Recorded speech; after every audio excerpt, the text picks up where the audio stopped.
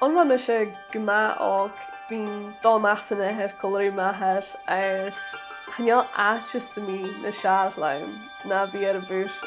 Tá ciall guma láidir ach aon leis a bhúr mar Gael agus mar Eilean is nuair a thabh ar do thocail an Àrainneachd há bria is há sóirise a tuigh nádra agad ar há príseal sa thaidh agus féimi sin na dhéan.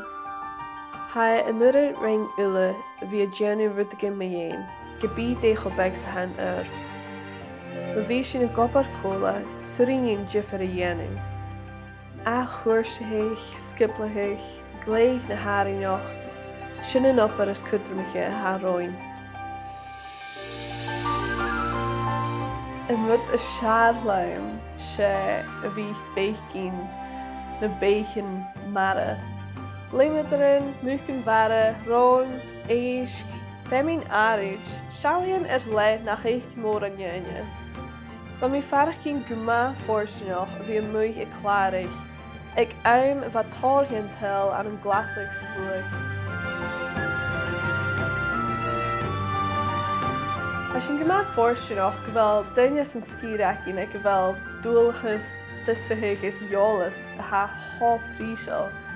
Mí son tain mhór a thuir sé thula duine ag go páirt as a dhíos sin scéalchan, ba iad uile sóiríte.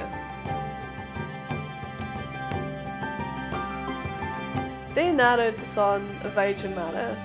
Well, ha mí ar bhí a snáf mar a bhíh dún dú, agus suiríonn gí séibh go bhfuil turas mór míormhalach ar bhí agam, agus ba mí guma fórsineach a snáf an an Indian háitecin is éireachtail an an h-Alba, thiarst. Sé uair an mór a thann Josa agus don skip a MacTV, a bhí ar anmuthaigh agus ar gheall listeir san an dua seo, a mí chá tollaid.